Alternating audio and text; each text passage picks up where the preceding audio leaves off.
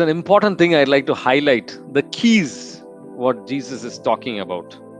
If you go to understand, if you understand this deeply, you will be able to really grow in your spirituality a lot. So I would like you to focus on this, going to tell you right now. If you go to Luke chapter 11, verse 52, there's an interesting statement that Jesus makes. Okay. Here says, "Woe to you lawyers, for you have taken away the key of knowledge. You did not enter yourselves, and you hindered those who are entering."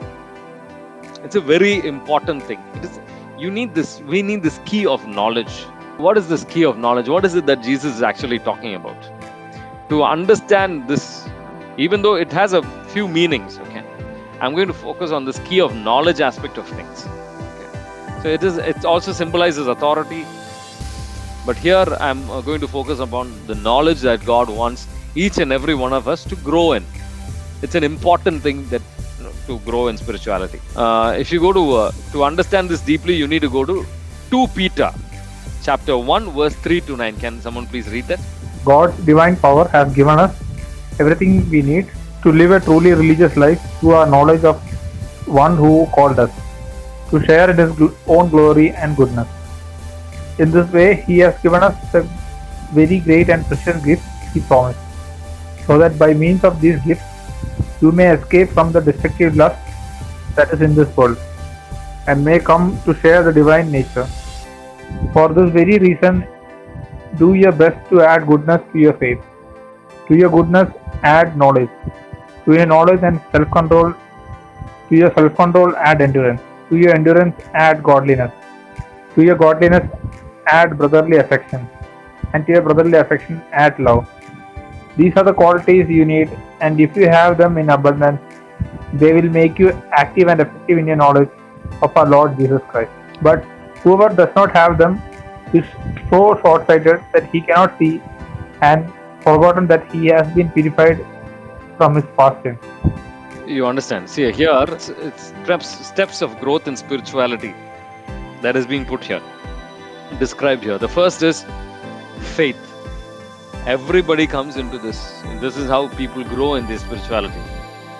You get faith in God, and then you realize that you need all the virtues, all the different virtues, of God. And when you start growing in virtues, then you realize, it is without knowledge of God, the basics of spirituality, the knowledge of God, you will not be able to grow in the other aspects also, self-control, and then steadfastness. The problem here is many come into this faith and virtue. They realize faith and virtue go hand in hand, they need that. But then once you come into this virtue, they really don't grow because they don't come into this knowledge aspect of it. They don't really gain much of knowledge. What is this knowledge? Bible reading, understanding the Bible, really in what the church is teaching about it. If we don't get this knowledge, you will not really be able to grow in self-control. If you don't have that knowledge that God wants you to keep away from a lot of this, and how you need the Holy Spirit and a lot of these things, the basics of the spirituality and things like that, you will not be able to really grow in self-control. And without self-control, you will not have that steadfastness, faithfulness. Faith alone is not enough. You need faithfulness in your spirituality as well. Only then you will grow in godliness, brotherly affection, and with love. If all these are yours and abound in you, meaning growing in you, they keep you from being ineffective or unfruitful in the knowledge of our Lord Jesus Christ. For whoever lacks these things has forgotten all these cleansing that is happening. Verse 10 says, you will never fall if you're growing in all this. You will never fall. Wonderful, right? So we really need to make an effort to not just growing in faith or in virtues alone. You need to supplement it with knowledge. Only then you will come into that self-control and steadfastness, along with godliness, brotherly affection, and love. So spirituality is like a slope. You need to keep walking. You need to keep growing. Otherwise, you'll be sliding down. You cannot just keep just looking around and all that. That doesn't work. It doesn't work that way. So then there is never a time you have fully learned. You're still learning. Every day we are learning. God is teaching us, talking to us. There are 35 doctors of the church. So where did these doctors of the church come from? They've been praying. God has been giving them revelations. And the church has acknowledged that and taken it into her own teachings. Are we really listening to the voice of the Lord?